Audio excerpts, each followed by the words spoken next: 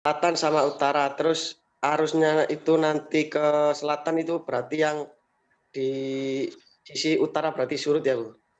Apa sama saja itu, Bu? Sama aja, Mas. Kalau arus? Kalau arus ya, sama saja, Mas. Kan kalau arus di daerah pesisir utara sama di selatan kan beda ya. Jadi gini, sebentar, saya sambil share screen aja. Iya. Nyoret-nyoret.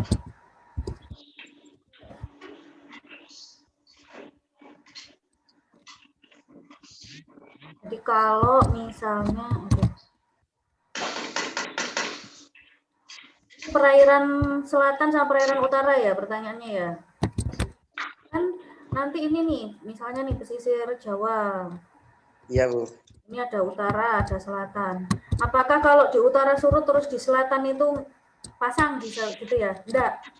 Jadi tiap pesisir, tiap lokasi pesisir dia itu Iya, Bu. punya karakteristik pantai masing-masing gitu. Dia punya karakteristik pantai masing-masing. Jadi misalnya di pantai sini dia satu kali surut, satu kali pasang. Oh sebelahnya karena dia lokasinya lebih terkena apa ya itu selat apa ya yang antara Pulau Jawa sama Pulau Kalimantan, kok saya lupa ya. Saya taunya Laut Jawa aja, saya lupa nama Selat Karimata, Bu. Selat Karimata, oke. Ya terima kasih Mas Teguh. Ini saya aduh sebentar. Ini saya agak lupa ini ngapalkan geografi Indonesia. Jadi ini misalnya nih Selat Karimata. Kalau yang ini dia terbentur ada pulau ini ya sebelumnya. Nah, ternyata karena ada benturan pulau, maka di sini arusnya dia lebih rendah gitu. Jadi pasang surutnya dia cuma satu kali pasang, satu kali surut. Nah, terus di sini ternyata dia langsung terkena dari Selat Karimata itu tadi ya. Kan kalau perairan selat itu biasanya arusnya tinggi. Nah, di sini ternyata dia bisa dua kali pasang, dua kali surut misalnya, itu kayak gitu. Dua kali pasang, dua kali surut. Ternyata di area tengah-tengah ternyata dia satu kali pasang, dua kali surut gitu. Bu, kalau perairan selatan gimana? Sama aja, beda-beda. Jadi, apakah di sini pasang, kemudian di sini surut itu enggak? Karena arus lautan itu nanti itu ada pergerakannya. Gitu. Kalau misalnya musim timur, nah ini musim timur ya. Di sini ada Pulau Bali. Maaf ini saya ngawur aja gambarnya. Di sini ada Australia. Ya, Australia. Makanya saya katakan, kenapa sih Mbak Ros? Mana ini Mbak Ros? Ayo. Dalam, Bu. Ros, ikan tuna kalau di Lamongan sering kena apa enggak? Tidak ada, Bu, di sini. Nah, kan. Ikan tuna, Bu. Enggak ada ya ikan tuna ya. Gak Tapi iyo. pernah enggak? Pernah dapat enggak ikan tuna? Enggak pernah, Bu. Di sini tuh yang sering itu ikan tongkol. Tongkol itu apa ya? Tongkol tenggiri. Lemuru. Itu. Ya, itu, Bu. Lemuru itu yang masih sering. dapat. Kalau yang tuna itu enggak, Bu. Oke, tuna enggak. Ini saya jelaskan ya. Kenapa lemuru aja deh ya, enggak usah tuna ya. Kenapa sih kok lemuru pun enggak sepanjang tahun ya kayaknya ya? Cuman ada bulan-bulan tertentu ya. Mana ini Mbak Ros ini? Jadi, iya, Bu, biasanya itu, Bu. Iya, biasanya gitu ya. Lemuru juga jarang, Bu. Di sini adanya di Jawa Tengah. Musim-musiman, Bu. Betul. Kenapa sih kok musim-musiman? Kita lihat ya. Musim timur. Nah, kalau musim timur itu gerakannya dari Australia itu nanti ke Selat Bali. Nah, ini akan ada pesisir Madura ya. Ini ke Madura, ini ke Jawa Tengah. Lah nanti muter lagi ke atas. Ini saya cuma lihat yang melewati di Jawa Timur aja. Ini Madura ya. Nah, jadi kalau sorry ini salah di sini, bukan di sini, tapi di sini. Kalau musim timur itu dari Australia, dia melewati Selat Bali. Kelihatan nggak sih ini gambarnya kalau nggak saya hapus ini? Kelihatan, Bu. Kelihatan ya. Jadi Kelihatan, Bu. Australia melewati Selat Bali, melewati daerah Banyuwangi, melewati Madura, terus ke atas, Jawa Tengah dan ke atas. Itu migrasinya lemuru pada musim timur. Nah, musim timurnya ini Bu, yang sekarang, anak-anak yang sekarang itu berubah. Dulu itu, waktu saya zaman kuliah, itu musim timur itu ada pada bulan Juni sampai September. Makanya kalau nelayan-nelayan tahun 2010-an lah ya, itu nyari ikan lemuru, itu biasanya langsung dapat wes di antara bulan-bulan itu. Makanya mesti ada dibilang, oh sekarang ikannya ganti musim gitu ya. Itu karena itu. Jadi ada jalur migrasinya. Kalau lemuru biasanya Juli sampai September. Lah 2019 kemarin karena ada perubahan iklim, musimnya jadi mundur. Jadi pas September itu sama sekali hampir nggak ada ikan lemuru, padahal kan hitungannya dia sudah akhir dari musim timur. Akhirnya nggak ketemulah dia ikan lemuru gitu. Baru ternyata mundur, baru ada ikan lemuru bulan November. Karena apa ya nih? Pergerakan angin musim ini tadi yang menggerakkan ikan dari Australia, kan dia punya jalur ikan yang punya jalur migrasi ya.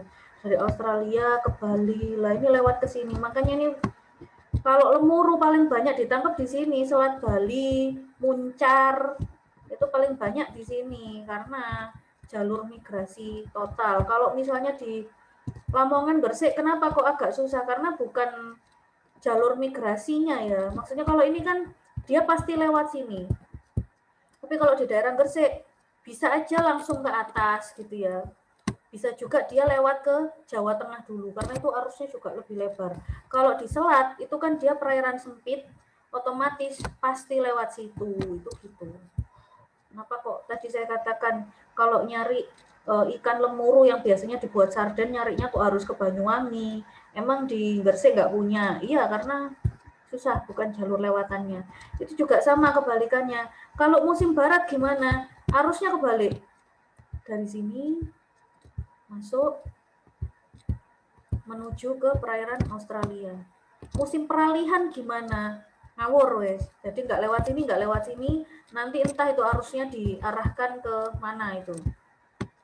Gitu. Nanti kita belajar lebih lanjut ya tentang pergerakan angin musim itu nanti nyambungnya ke arus soalnya. Itu gitu. Gimana Mas Alis, paham sampai sini? Tadi saya jawab pertanyaannya Mas Alis ya. Bu, paham Bu. Iya gitu ya. Malah jadi jauh-jauh ini nyambungnya. Itu gitu. Sekarang hurricane itu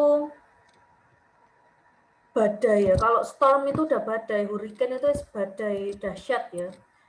Nah, ini yang biasanya juga bisa menyebabkan kapal tenggelam. Nah, ini biasanya per sekon ternyata, per sekonnya sampai 22 gelombang. Ketinggiannya. Nah, ini jadi udara sudah berisi dengan gelombang foam, jadi busa-busa gitu ya.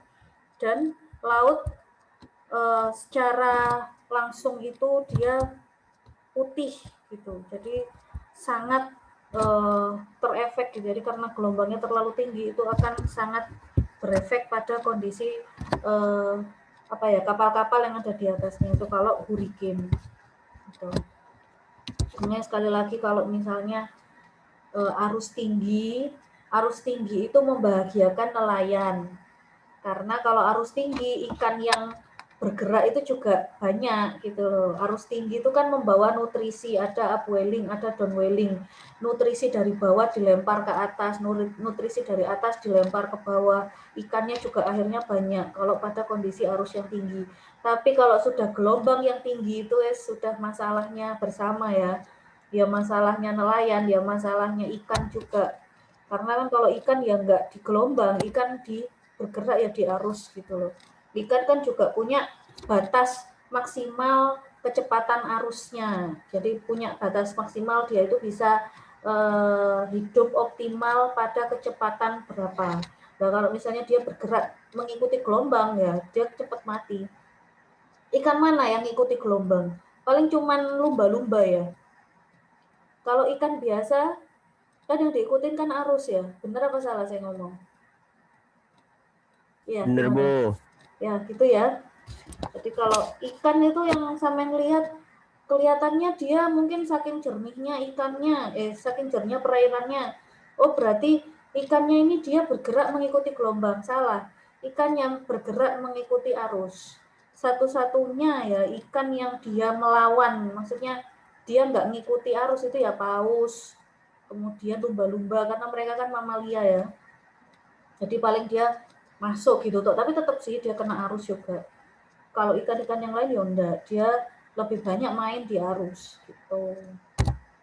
Oke. Nah, jadi gelombang fungsinya apa sih sebenarnya? Kita ngitung gelombang capek-capek ke pantai bawa tongkat cuma buat ngukur gelombang gitu ya. Sebenarnya apa? Fungsi yang utama gelombang adalah untuk menentukan layout pelabuhan. Gitu. Kenapa sih pelabuhan itu selalu dipilih di area lokasi yang kira-kira gelombangnya itu rendah? Karena kalau gelombangnya tinggi ya pelabuhannya wis bermasalah ya, kapal-kapal yang ada di situ gampang hanyut aja gitu. Kalau misalnya, ya betul ya. Bahaya kalau misalnya pelabuhan ditaruh di area-area yang apa sih namanya dia gelombangnya tinggi. Saya kasih contoh kalau di Malang Selatan itu kan ada daerah pelabuhan Sendang Biru. Sendang Biru, terus di situ juga ada perairan-perairan lain yang lebih terbuka. Kan banyak ya pantai di Malang itu terakhir itu 2020 sekarang itu sudah ada 20 sampai 30 pantai baru yang dibuka. Sebenarnya bukan pantai baru sih saya kalau bilang ya. Kok di sini disebutnya pantai 3 warna, kok yang satunya disebutnya pantai Sendang Biru gitu ya, apa sih maksudnya? Terus ada pantai Sendiki. Iya, pantai itu juga baru itu Mas. Waktu saya zaman kuliah ya belum ada itu. Pantai Sendiki itu ya, saya nggak tahu itu sebelah mana. Kenapa sih kok ada macam-macam pantai? Sebenarnya ini tuh loh teman-teman. Ini satu area. Terus nanti sebelahnya ternyata ada area lain. Dia punya karakteristik tertentu. Kayak yang tadi dia pantai 3 warna. Ternyata 3 warna itu dilihat dari pembiasan gradiasi yang dari matahari. Ternyata pada jam tertentu, terutama jam siang sampai sore hari itu nanti ada gradiasi warna 3 warna. Oh, makanya dia disebutnya pantai 3 warna. Oh, kalau di sini misalnya pantai Bajul Mati. Kenapa kok disebut pantai Bajul Mati? Karena ada pulau yang panjang mirip seperti bajul yang ngambang. Oh, makanya disebutnya pantai Bajul Mati. Kok di sini ada pantai Kondang Mayit, itu ada di Malang. Kenapa kok disebut Kondang Mayit? Karena rata-rata para penyelam atau siapapun orang yang hilang, kalau dari daerah Jogja, yang seperti minggu kemarin saya katakan ya, tergantung arah angin, itu kok entah kenapa ketemunya di situ, teman-teman. Jadi setelah 2 bulan, nanti nyangkutnya ke situ.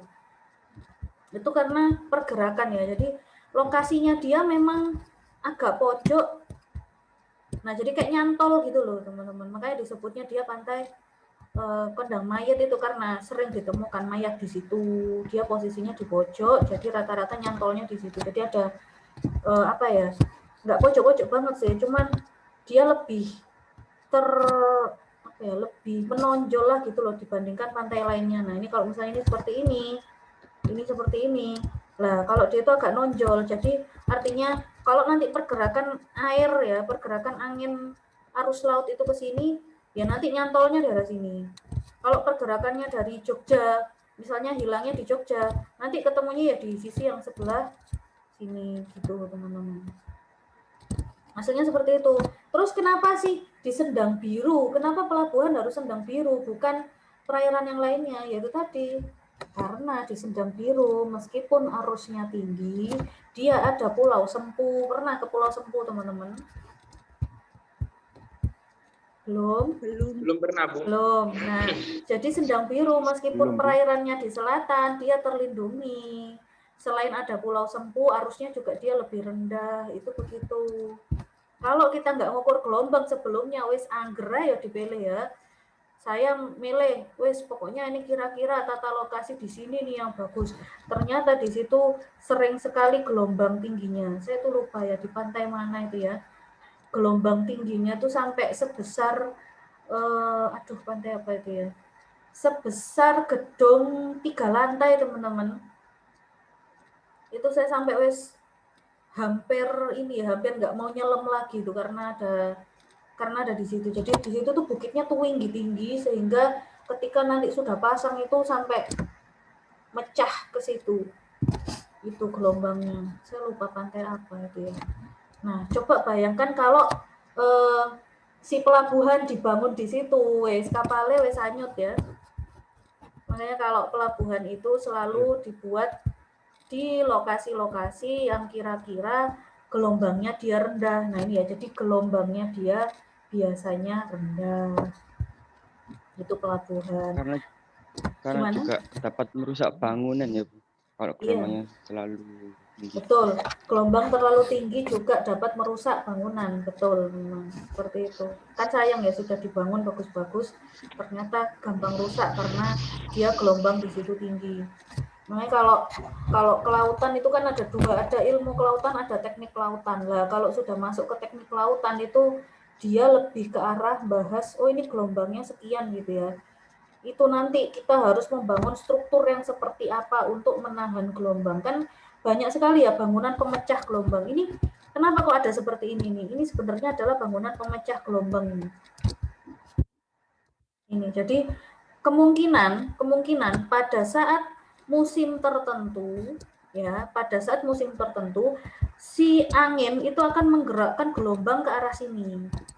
Makanya dilindungi. Gitu. Jadi kemungkinan seperti itu. Makanya ini dilindungi juga. Terus kemungkinan pada bulan tertentu dia gelombangnya ke arah sini. Jadi dilihat ya, kalau misalnya ini kenapa kok bentuknya kok nggak gini aja gitu loh Bu. Ini kan lebih terlindung Bu kalau misalnya kayak gini toh. Nanti kapalnya kan keluar dari sini, nggak perlu besar-besar seperti ini. Berarti kalau sudah ada bangunan yang lebih panjang kayak gini dan dia kan strukturnya sangat melindungi ini ya. Jadi kan, dia kan melindungi di sini ya. Ini kan juga dilindungi. Itu berarti ini adalah bangunan pemecah gelombangnya. Ini pemecah gelombangnya di sini. Supaya apa? Gelombang yang ada di sini wes langsung hancur di sini. Jadi pas masuk ke sini sudah kecil-kecil. Jadi dikasih jaraknya dia agak jauh karena ternyata gelombang tingginya dari arah sini. Berarti kalau yang lewat di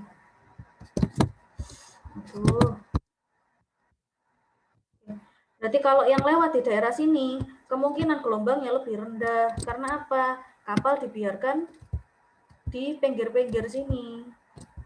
Tapi kenapa kapal nggak ada yang di sini? Karena ini gelombangnya dipecah dari sini. Gitu ya teman-teman ya. Jadi itu cara sedikit dari cara membuat bangunan di pesisir pantai. Oke. Nah, ini yang tadi saya katakan ya. Bisa juga untuk perencanaan bangunan pantai memecah gelombang, dibangun sini berapa banyak struktur beton supaya ketika masuk ke sini gelombangnya tidak terlalu tinggi. Terus kenapa ada mangrove lah, ini ditanami mangrove, maka nanti gelombang yang masuk juga bisa semakin diminimalisir. Ini kalau ada bangunan yang jaraknya 0 km dari pantai itu aslinya nggak boleh. Aslinya nggak boleh. Sebenarnya struktur bangunan yang bagus itu di Malang Selatan. Jadi rata-rata pemukiman yang di daerah pesisir itu yang benar-benar di pesisir itu rumah nelayannya itu jauh-jauh rumahnya. Jadi rata-rata butuh 15 sampai 30 menit kalau mau ke pantai. Baru mau ke pantai ya. Belum ke melautnya. Jadi rumahnya mereka itu jaraknya 15 sampai 30 menit. Baru nanti masuk ke pantainya itu kan sudah jarang ada perumahan warga ya. Yang sudah pernah ke Malang Selatan, ini katanya teman-teman sudah pernah liburan ke sana. Iya, betul? Iya, Bu. Ya, Iya, Bu. jadi kalau yang bagus, saya katakan yang bagus itu di Malang Selatan. Dia nggak langsung pesisir itu nggak langsung sama perumahan warga. Mungkin juga menyadari bahwa itu daerah pantai selatan itu kan memang sangat rawan ya. Jadi karena dia posisinya sangat rawan, mudah gempa, mudah tsunami. Nah, maka itu dia perumahan warganya itu dimundurkan. Nah, saya baru ingat Pantai Ngeliep namanya teman-teman yang kemarin kata saya yang gelombangnya itu sangat tinggi. Pantai Ngeliep itu dia juga pantai yang sangat rawan tsunami. Jadi posisinya dia itu benar-benar sangat rentan tsunami karena bisa sering gempa. Kemudian juga rata-rata gelombang hariannya itu ya yang saya katakan tadi bisa mencapai lebih dari 3 meter. Gitu. 3 meter itu saya kecil ya. Itu 10 meter gitu ya ada. Jadi di situ ada bukitnya, itu nanti gelombangnya pecah di situ. Nah, gitu ya, ini perencanaan bangunan pantai. Bu, ada nggak Bu daerah perairan yang ternyata dia pantainya deket banget ke pesisir? Banyak ya? Banyak ya?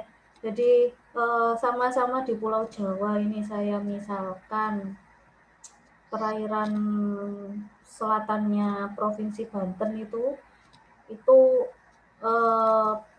jaraknya dari pantai ke perumahan warga itu cuma setengah sampai 1 kilo. Makanya kalau misalnya sampai ada tsunami, kemarin tuh kan tsunami-nya juga kecil ya, yang di tsunami yang terakhir kemarin tahun 2018 ya kalau nggak salah ya, itu yang kena di Lampung sama Banten itu sebenarnya kan tsunami-nya masih nggak terlalu tinggi karena dia tsunami-nya bukan dari retakan ini ya, bukan dari retakan lempeng.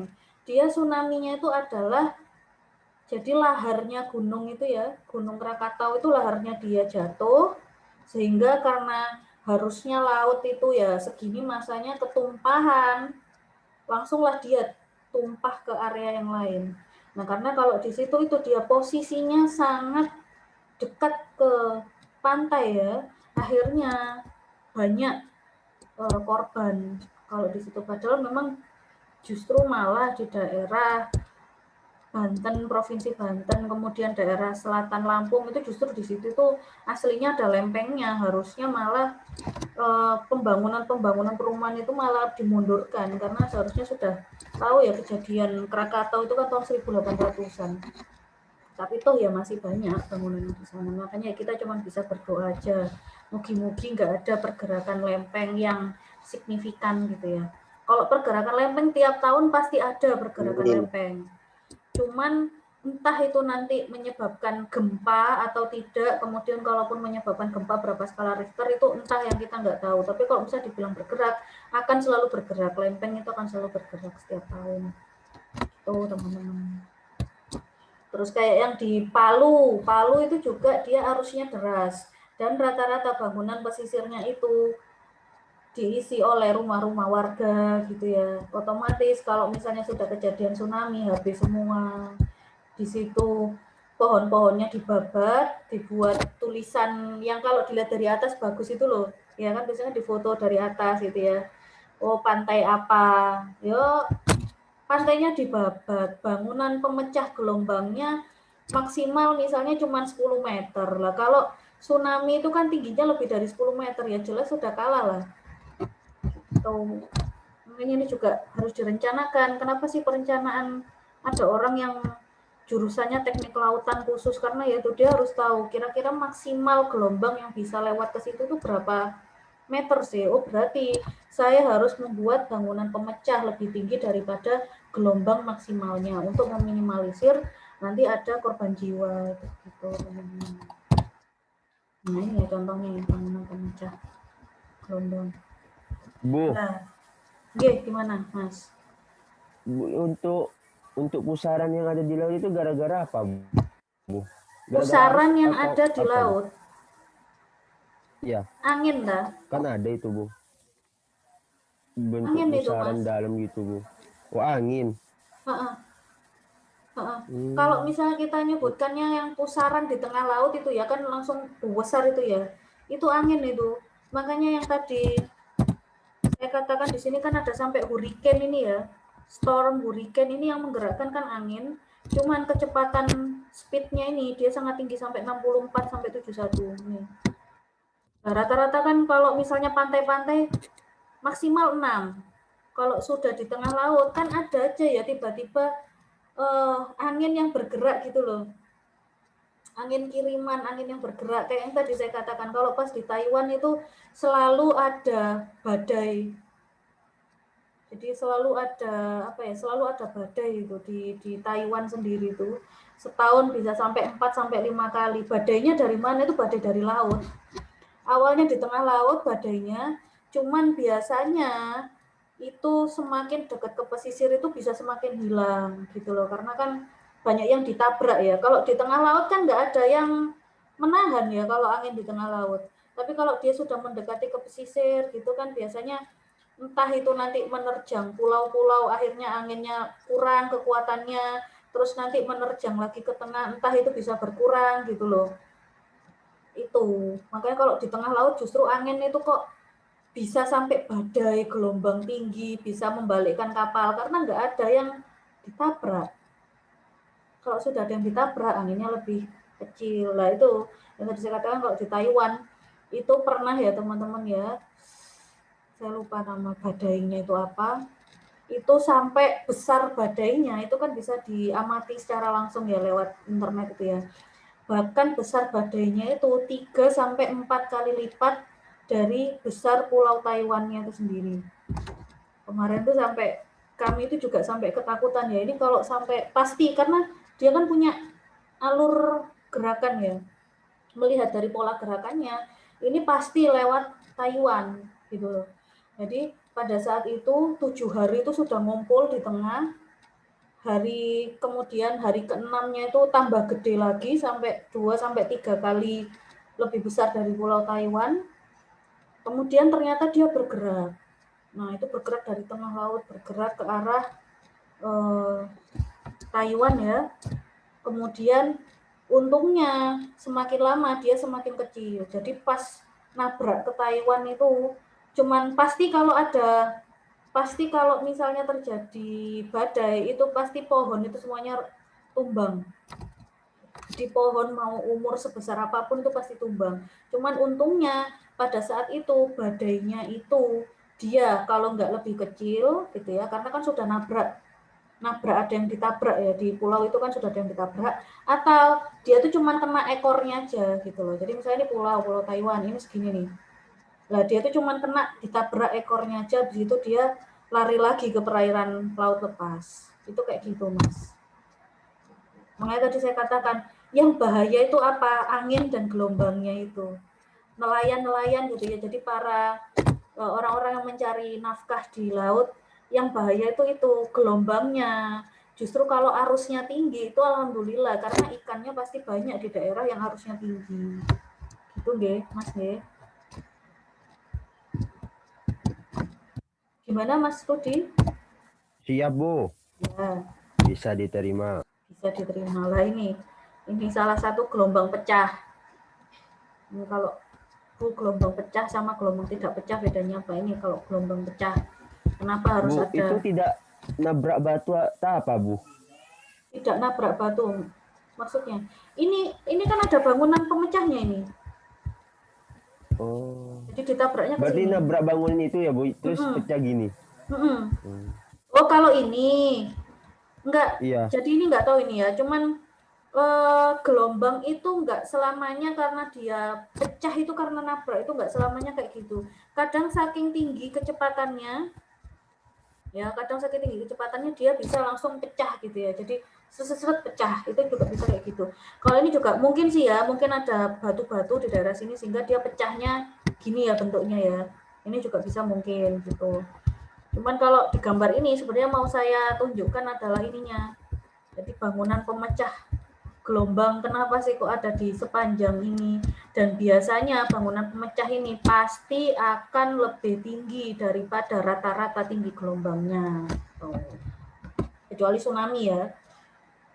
Makanya harus diukur, tinggi gelombangnya sekian, berarti bangunan pemecahnya harus lebih tinggi. Sehingga nanti gelombang yang ada di sini itu nggak akan sampai apa ya namanya, kena ke daerah pesisir gitu. Nah ini ya, saya katakan kapal di laut dalam justru rentannya itu adalah angin. Makanya kalau para pelaut itu kan mesti melihat, oh sekarang ini lagi lagi bulan baru, apa bulan setengah, apa bulan mati. Itu karena apa? Kalau misalnya bulan baru itu nanti kondisi ombaknya pasti akan berbeda gitu ya. Jadi ada masa-masanya juga melaut itu, atau misalnya nanti lokasi mana yang pada bulan baru itu nanti dia ternyata gelombangnya lebih rendah gitu. Maka nanti supaya lebih aman mereka melaut ke daerah tersebut. Karena ya ini menghindari gelombang tinggi. Bahaya ya gelombang tinggi ya. Kalau arus tinggi enggak apa. Oke, dari sini ada yang mau ditanyakan teman-teman? Sudah jam 8.47. Tidak, Bu. Tidak. Ini sedikit aja ya kalau gitu ya. Saya mau oke, waktu meetingnya ini tinggal 6 menit lagi di Zoom ya. Jadi sedikit aja saya mau jelaskan ada macam-macam teori gelombang. Yang pertama teori gelombang Airy, Stokes dan sebagainya. Teman-teman tolong dipahami saja bahwa teori gelombang yang sering digunakan itu adalah teori gelombang Airy terutama dan teori gelombang Stokes. Jadi kalau teori gelombang Airy itu adalah gelombang yang dianggap memiliki amplitudo kecil. Ini ya, jadi amplitudonya kecil. Amplitudo tadi itu apa? Panjang. Ini itu berapa? Ini tuh H apa A? Panjang dari puncak ke ini, puncak ke lembah. A. Panjang, Bu. Kalau amplitudo itu setengahnya. Oke, berarti ini H ya. Ini H. Iya. Berarti kalau A itu kan setengahnya. Setengahnya. Kalau ini ke sini kan L ya. Iya. Oke, kita paham ya. Jadi kalau ini L berarti amplitudo. Berarti teori gelombang Airy adalah menganggap bahwa gelombang-gelombang yang memiliki amplitudo kecil, berarti amplitudo kecil itu gini, landai sekali. Nah, terus nanti ada teori gelombang yang kedua, teori gelombang Stokes. Itu adalah teori gelombang yang punya amplitudonya lebih tinggi. Nah, itu ada orde 1, orde 2. Gimana, Bu? Kalau dalam teori gelombang Airy itu dianggap zat cair itu homogen, artinya nggak ada pengaruh angin, nggak ada pengaruh arus, nggak ada pengaruh yang lain. Pokoknya dianggap gelombang rata-rata yang ada di pesisir lah ya itu. Dia dianggap homogen, ya cuman ada air saja, nggak ada pengaruh-pengaruh yang lain, nggak ada pengaruh variabel-variabel yang lain, suhu dan lain-lain itu tidak ada, sehingga dianggap rapat massa adalah konstan. Tegangan permukaan diabaikan. Gaya Coriolis, nah nanti ini saya terangkan lagi di pertemuan selanjutnya. Jadi ada gaya yang menyebabkan akibat perputaran bumi, maka nanti arah arus akan berubah itu loh. Jadi yang tadi kan ada musim timur, musim barat ya. Musim timur dan musim barat itu salah satunya disebabkan oleh adanya perputaran bumi gitu. Perputaran bumi ini nanti menghasilkan gaya Coriolis.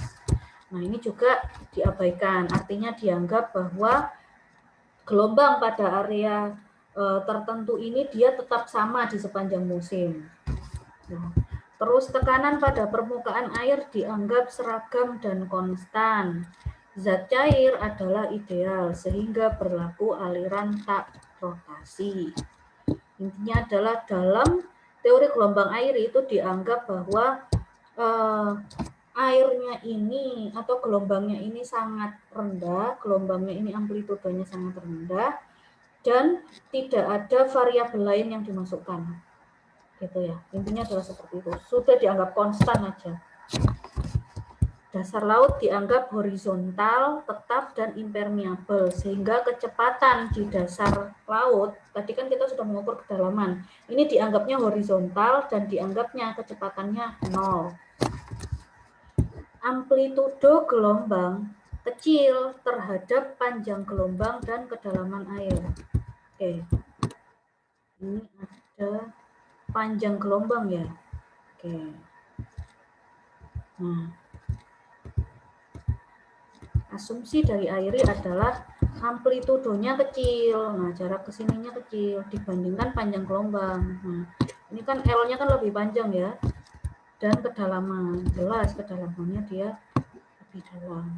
Jadi, teori gelombang kecil itu adalah asumsi dari AIRI. Gerak gelombang berbentuk silinder yang tegak lurus. Nih, jadi gerak gelombang dianggap gini, bentuk silinder, bentuk membundar. Nah, makanya yang saya katakan kalau di laut ini misalnya pesisir ya, di sini gelombangnya itu semakin lama semakin kecil.